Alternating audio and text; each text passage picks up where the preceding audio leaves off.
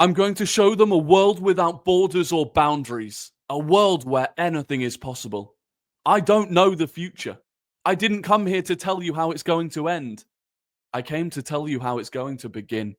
The words from the latest Real Madrid propaganda piece on a video yesterday, and that has been the story of this week. Incredible amounts of posturing and propaganda from Real Madrid, and I genuinely do think that is a key factor going into the game tomorrow, 8 p.m., the Santiago Bernabeu.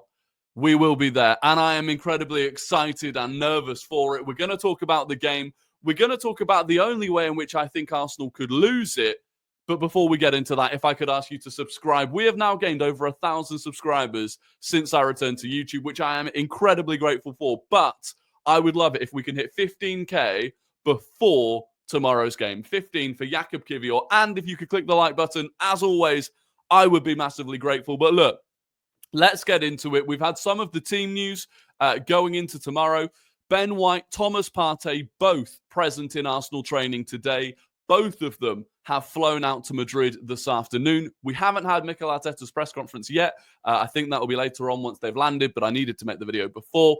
So that is fantastic news. We are only missing Jorginho, which was expected. I am slightly concerned, actually, that Jorginho may have played his last game in an Arsenal shirt. If he has indeed broken a rib, it's very possible that we don't see him again. And that would be a massive shame not to give him that kind of send-off. Calafiori, there were murmurings that he might make it back for this game. That is not the case. My understanding still is that he won't be back until the end of the month, hopefully in time for a potential semi-final if we were to get there. But going back to the team news from a Real Madrid perspective, the major thing is that Ferland Mendy is out, according to Marca. He could not recover in time, and they're not expecting to have him. Dani Ceballos is back from injury, however. Tchouameni is back from suspension, and of course, Camavinga is now suspended for them. So that's the team news, but really, I wanted to get into some of this propaganda. If you've been on social media, I mean, it is just unrelenting how much of this stuff they've been putting out. Carlo Ancelotti had a 10-minute talk with the players and asked for commitment and extra effort versus Arsenal. Now, by the way, I would be rather concerned as a Real Madrid fan that my manager needs to tell my players to give extra effort for a Champions League quarter-final against Arsenal. That would be concerning and alarming for me. But it doesn't stop there. No, Ancelotti was assertive and ended up raising his tone. Wow, we are in trouble. It continues. There was plenty more of it. This was the quote from this video, a real propaganda video they put out yesterday. Real Madrid posted a video of past comebacks with the caption of the Bernabeu again. And then this narration of I'm going to show them a world without borders or boundaries, yada, yada. It was actually in an American accent as well. The comebacks that they speak of, actually, in terms of comebacks, and this is important, in terms of comebacks from 3-0 down in the first leg, they've only ever done it once in the Champions League. That was against Derby County in 1975, 50 years ago. In total in Europe, they've done it 3 times. The other 2 times were in the Europa League, or what was then the UEFA Cup. Anderlecht in 1984 and Borussia Mönchengladbach in 1985. So still 40 years since they've done that. And this is where I'm sort of surprised by the amount of talk about, well, if anyone can do it, Real Madrid can do it. I don't doubt that they could. I am not going to completely write it off, right? But this idea that it's like a common thing that they do all the time. They've done it in certain individual games, right? They've come back from, they've needed 2 goals in the final 5 minutes and they've done it. But in terms of like an actual tie from being 3-0 down, which generally suggests that you are just not the better team, they haven't done it in 50 years in the Champions League. And so it's a bit overblown in my opinion. Don't worry, there's more propaganda. There was this. Florentino Perez was at Valdebebas today to see the players. Everyone was happy to see him. They believe on Wednesday they can do a comeback. There was this. This was today. There is fear in England. They fear Real Madrid's comeback. Arsenal fans themselves are scared. Well, shiver me bloody timbers. I don't know what's coming. No, I don't think there is. I don't think there is that much fear. I think the way that we played against them, I think if we had kind of if we'd been outplayed and we somehow came away with a 3-0 win, I could understand it, but that just didn't happen. We played them off the park, and in theory, the exact same 11 are capable of doing that again. So yeah, I don't buy into this idea that there are nerves. There are natural nerves, but I don't think there's any real fear. Certainly not in my opinion. Anyway, this is why, actually, I think there's not that much fear. Arsenal's defence in the Champions League this season, second for goals conceded. I would assume it's Inter Milan that are first for goals conceded. But expected goals against, we are first. Shots faced, we are first. Shots on target faced, we are first. On average, we only concede 2.6 shots on target a game. We don't even concede enough shots on target for them to score 3 goals. Our defense is very, very good. And we saw in the opening leg, we conceded 0.5 XG. So I'm not worried about the matchup in a footballing sense. And I think this is the important thing.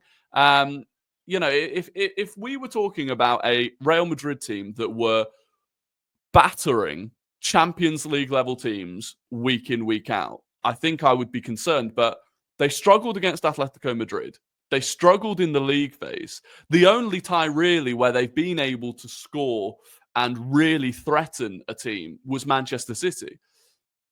But I've seen plenty of teams do that this season. I've seen, Bournemouth, Brentford. I've seen them do that this season. So I think it's a bit different. Now, in terms of going into the game, I think their starting 11 is probably more interesting than us, actually. I think if we go back to this, get rid of that, bring up this, it will be interesting to see how they go. Now, left back is still their biggest problem. Left back is... Oh, let me get rid of that again and add that. Left back is still their biggest problem because without Ferland Mendy and without Camavinga, of course, who has played at left back quite a lot for them, they are still stuck with the dilemma of playing David Alaba, and we saw how that went for him, or Fran Garcia.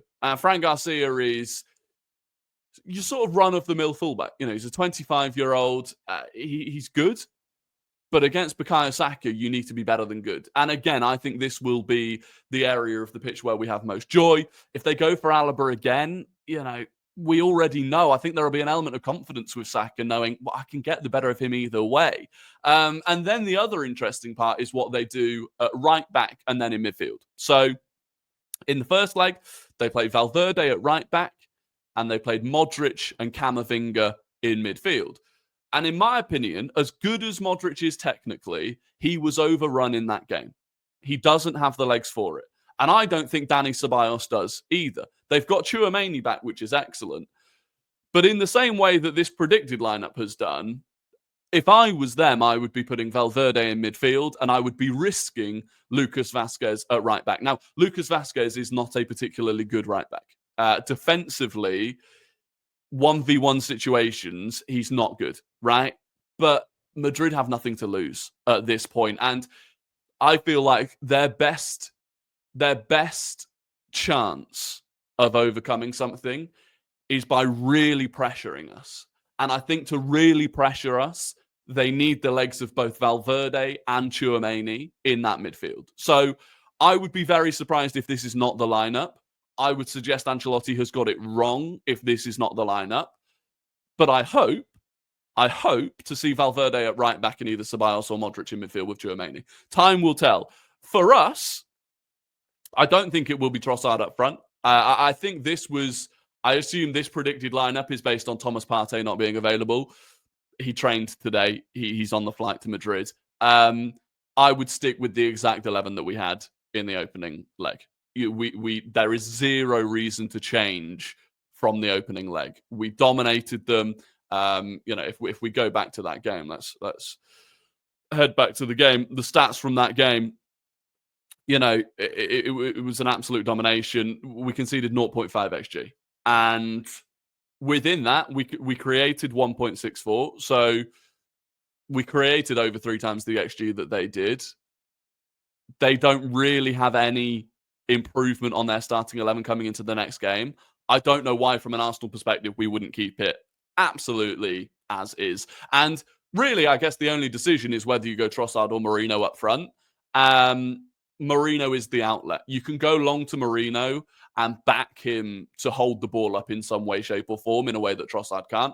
So I think it's fairly routine for Arsenal the way in which we're going to go. And so for me, I think the only way we lose this game is if we genuinely do collapse under the pressure. And I think that has been Real Madrid's tactic this week. All of this propaganda. I've not seen anything really from any of these Madrid pages, from any of these journalists. I've not seen anything about what they're going to change tactically, about what their approach should actually be. All it's been about is, well, this is Real Madrid. Well, this is Real Madrid. This is what they do. The remontada. It's the remontada. This is what they do. It's the Bernabeu. There's no other stadium like it. 90 minutes is such a long time at the Bernabeu. That's all they've got. Because I think they know, deep down, Arsenal are a better team right now, not in the past, not when they've won their 15 Champions Leagues, but right now, Arsenal are a better, more well-coached team than Real Madrid.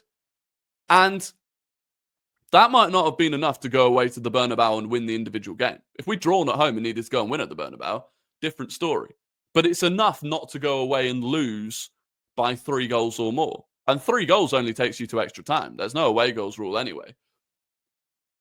And for us to concede 3, I'd be absolutely shocked.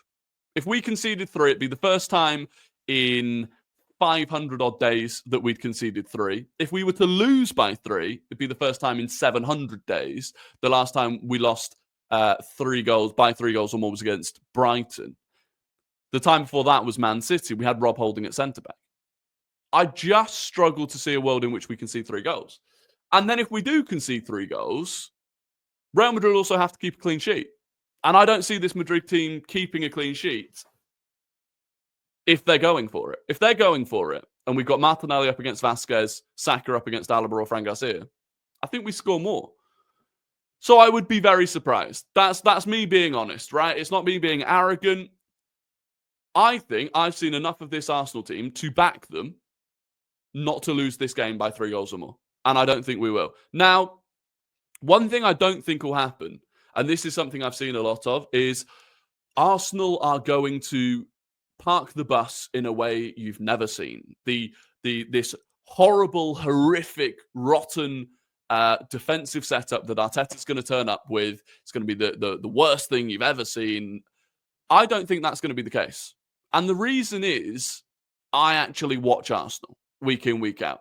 I don't get my opinion on Arsenal from Twitter, right? And if you do watch Arsenal week in, week out, which I know you lot do, we don't park the bus against anyone. The only time we did this season was away at Man City in the second half with 10 men. Why that game, in that moment specifically, did we park the bus? Because it was the only way that we could have some sort of control over that game. And control is the key word. Arteta wants control over everything. He wants us to control every area of the pitch. And at times this season, that desperation, not desperation, but insistence on controlling every little thing that we possibly can has cost us, I think. And I've spoken about that before. Offensively, I think at times it can cost us because we're too rigid with that control. But sitting back in a really deep, horrible block and allowing Real Madrid to come onto us, you're not in control then. If Madrid have the ball in and around the edge of your box, with all of you sat inside your box, you don't have control because Fede Valverde can take a long shot, it deflects and goes in. There's nothing you can do about it. You don't have control. Last week, we had control. We played a high line. We played fairly aggressively. But we had control because actually having control isn't about sitting back. It's not about being defensive. A lot of the time it's about having the ball. If you've got the ball, you've got control. But when you don't have the ball, it's about pinning Real Madrid in. It's about suffocating them. And that doesn't change when you go to the Bernabeu. 90 minutes of backs against the wall defending is not controlled. So I don't think we'll do that. And for the people that are saying it, I think they're wrong. In terms of a score prediction, I actually think we win 2-1. I think we win on the night 2-1. I think we win 5-1 on aggregate. And that's just me being honest. That's an honest assessment of what I've seen. I just think we're a better team than Real Madrid. And like I said, if the only way that we lose this game is because we lose control and we buckle under the pressure, well, then I don't see that happening. Because I don't see David Raya buckling under pressure. I don't see Jurriën Timber buckling under pressure. These days, I don't see William Saliba buckling under pressure. We saw them at the Emirates last week. Jakub Kiwior even. Miles Lewis-Skelly doesn't care about pressure. Declan Rice. Thomas Partey, he's experienced enough. Martin Odegaard. Saka. I don't see these players crumbling. And so that's my prediction. 2-1 to the Arsenal. We'll see. I will be live, by the way, tonight on Big Up for a watch-along of PSG versus Aston Villa. And tomorrow on Big Up for the big one, the watch-along of Arsenal versus Real Madrid. So the link down to Big Up is in the description. It's where I do all of the watch-alongs.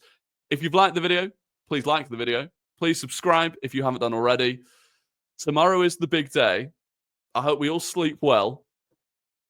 And fingers crossed for it. But until tomorrow, I hope you have a fantastic evening. I hope to see as many of you as possible on Big Up tonight and tomorrow.